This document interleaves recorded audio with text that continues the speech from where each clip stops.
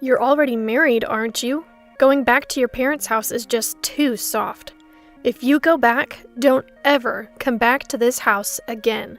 Kanae yells this as she blocks my path after hearing that my dad got injured and I was planning to go back home. I just nodded silently. Understood.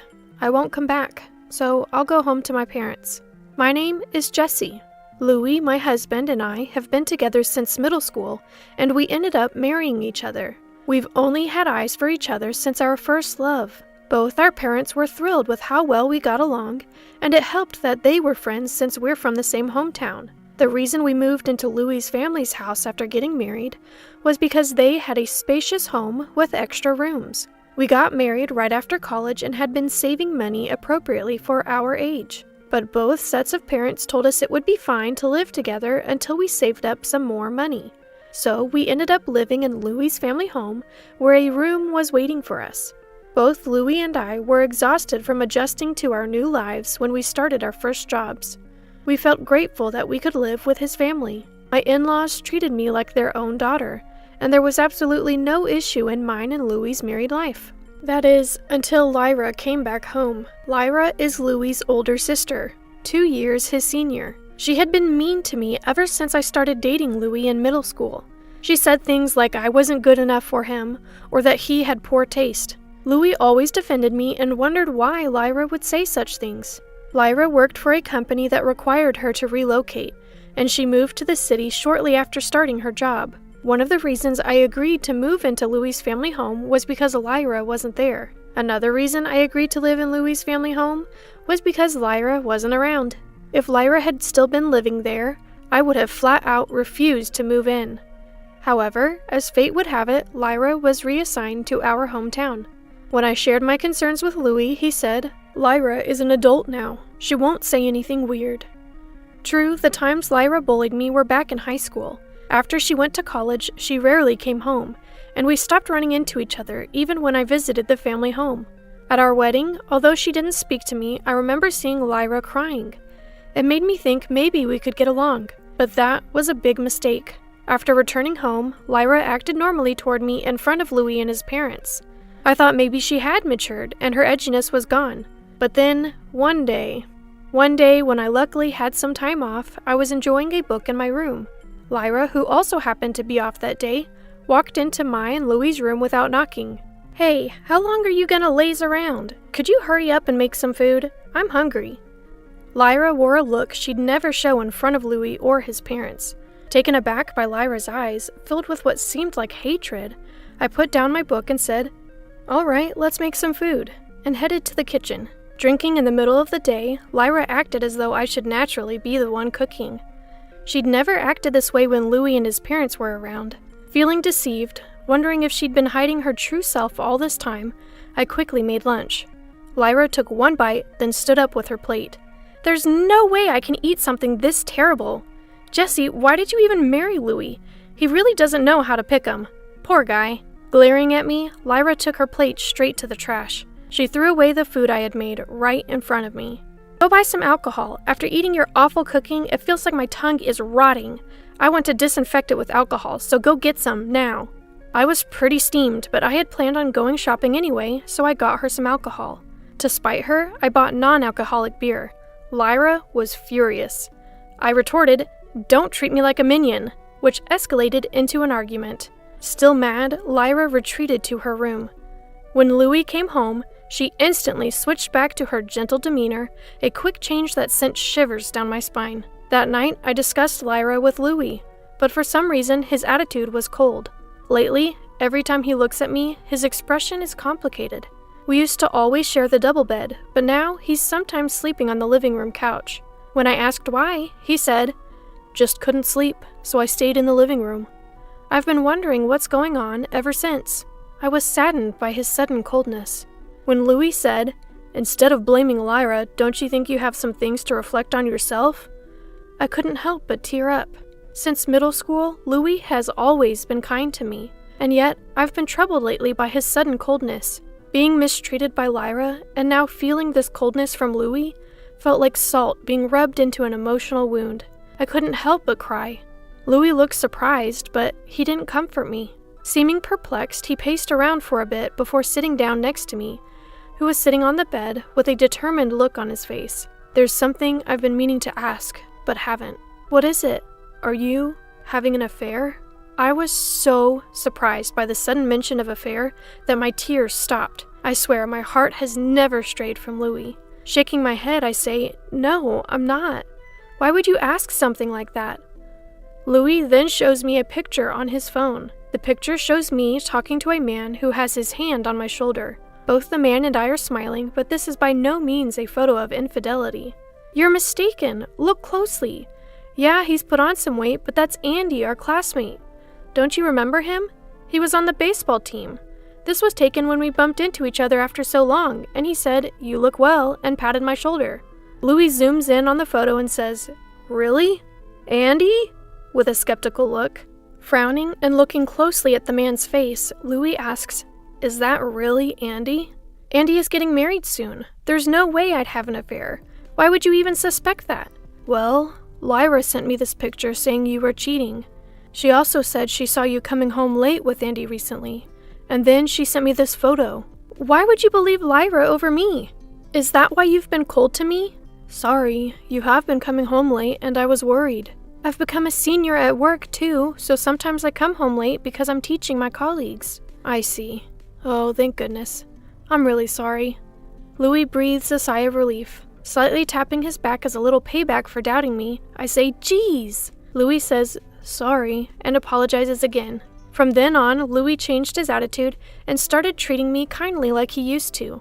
It was good to get back to being a loving couple, but my distrust towards Lyra increased. I became convinced that Lyra wanted to kick me out of this home for some reason, so I started wondering how to expose her true colors in front of my in-laws. On another day when Lyra and I both had time off, Lyra came and demanded that I make lunch like she used to.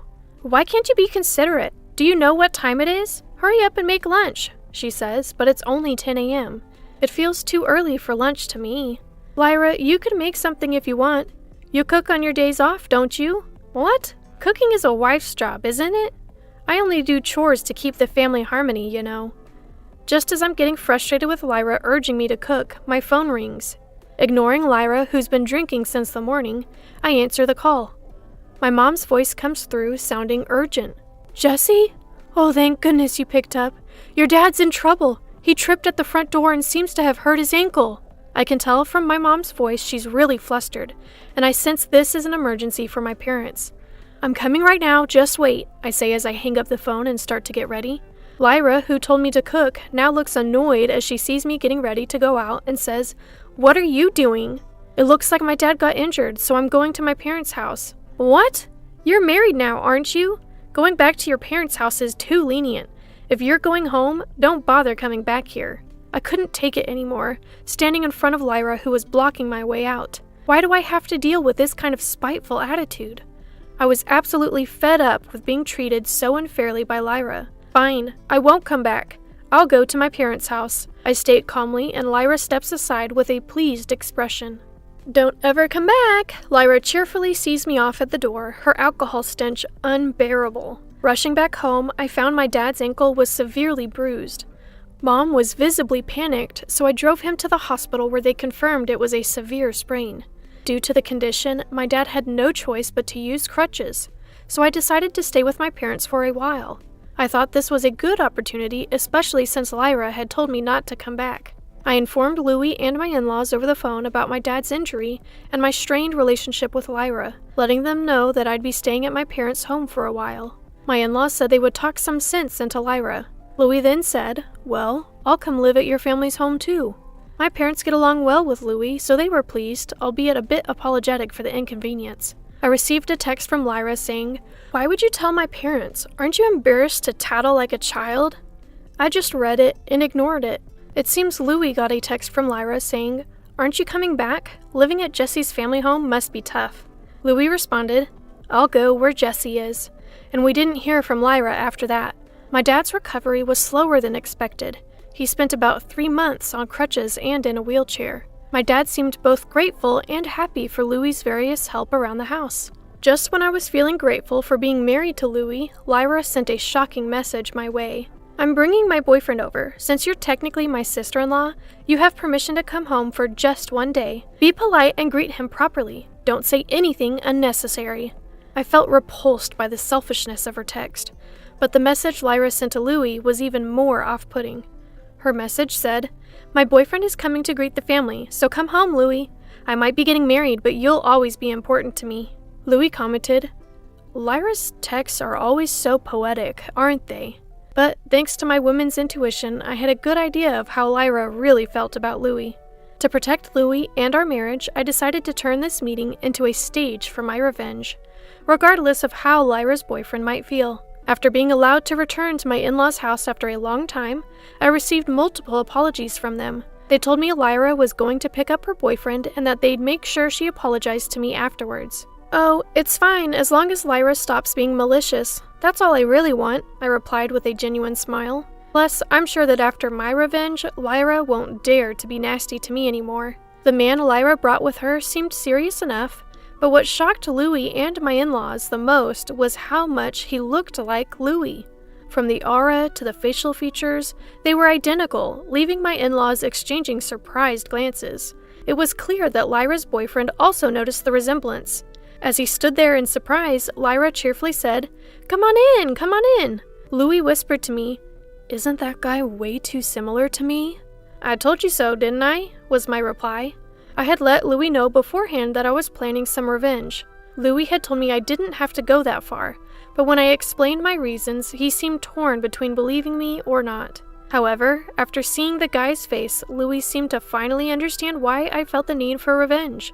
Though the awkward expression on Louis' face showed his mixed feelings, my resolve to make Lyra learn her lesson the hard way was reaffirmed. "My name is Jackson.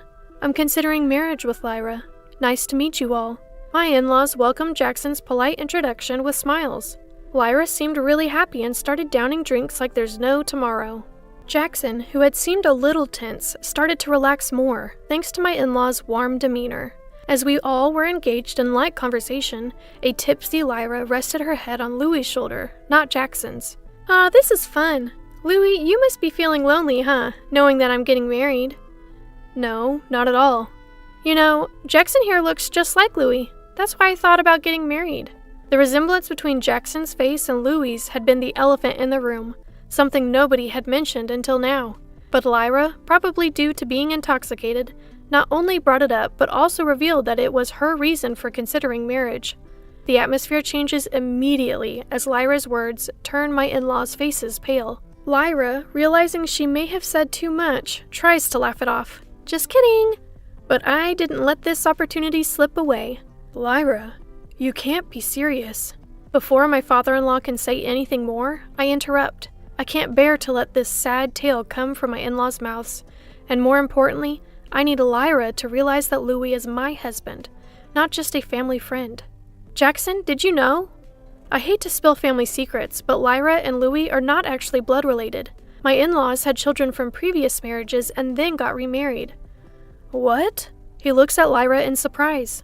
Lyra quickly puts distance between herself and Louis and glares at me. Undeterred, I take out my phone and place it on the table. I've had my suspicions for a while. Lyra has been treating me poorly, and I've wondered why. As I say this, I press the play button on the voice recorder app on my phone. What flows out are the sounds of Lyra berating me. The recording is filled with Lyra's desperate voice saying things like, "Break up with Louis," and "Leave this house." Realizing the gravity of the situation, my in-laws utter in despair, "This can't be." But I turn to Lyra, who is now biting her lip and pale as a ghost, and give her a smile. "Lyra, you've had feelings for Louis for a long time, haven't you? That's why you've been trying to drive me away." "No, that's not it. Louis is my precious younger brother." "Then why did you plan to marry Jackson because he looks like Louis?" "Well, that's..." "Jackson, you told me that you met Lyra in a bar, right? What was that encounter like?" Caught off guard by the sudden question, Jackson replies with a trembling voice, "We met while I was drinking at a bar. She told me she liked my face. That's how it all started." My mother-in-law lets out a sorrowful, "Oh," and starts to cry, while my father-in-law looks at Lyra with a serious expression. Lyra's biological father, my father-in-law, finally broke his silence. "Lyra, Did you have feelings for Louis? The heartfelt greeting I had prepared for Lyra's future husband was because I'd realized she had her sights set on Louis. Although Lyra herself never admitted it, her behavior over time made it increasingly obvious that she saw Louis not just as a brother, but as a man. While I had hoped it wasn't true, I grew more and more certain that the relationship was more than sibling affection. Suddenly, Lyra bursts into tears and buries her face in the table. I couldn't help it. I've loved him ever since our parents got married when I was in elementary school, and I met Louis. There are stories like this in girls' comics, you know, where the parents remarry and their children start dating. I had always dreamed that would happen with Louis and me, and then you came along and stole him. Jackson, listening to Lyra's tearful outburst, starts to complain of a headache and says he's leaving. Lyra clung to Jackson, but her father intervened, saying he'd go apologize to Jackson later. Lyra was clearly distraught, crying uncontrollably, but neither Louis nor I could do anything to console her. Lyra, I've always seen you as a real sister, but that's all it's ever been. With those words, Louis addressed Lyra, who was sobbing uncontrollably. For a moment, her cries quieted down, but then she burst into loud, childlike sobs again. I felt some pity, but it didn't change the fact that Lyra had been mean to me. Relieved that I had gotten my revenge, and that Lyra would no longer be pursuing Louis, we left for my parents' home. Later, we learned that Lyra had been diagnosed with alcohol dependency at the hospital. She was also found to be mentally unstable and had taken time off work to isolate herself. After talking it over with my in-laws, Louis and I finally decided to move out and start our life together. My in-laws kept apologizing to me, but I told them there was no need. Love can make people do crazy things, after all. I couldn't forgive what Lyra had done, but I did feel sorry for her. I hope she can move on from her feelings for Louis and find a new direction in life. Louis and I got off to a great start living together. We rented a house close to both our parents so we could easily help them if needed. Starting this new chapter brought back the excitement we felt as newlyweds. Louis and I plan to continue being a loving couple and live happily ever after.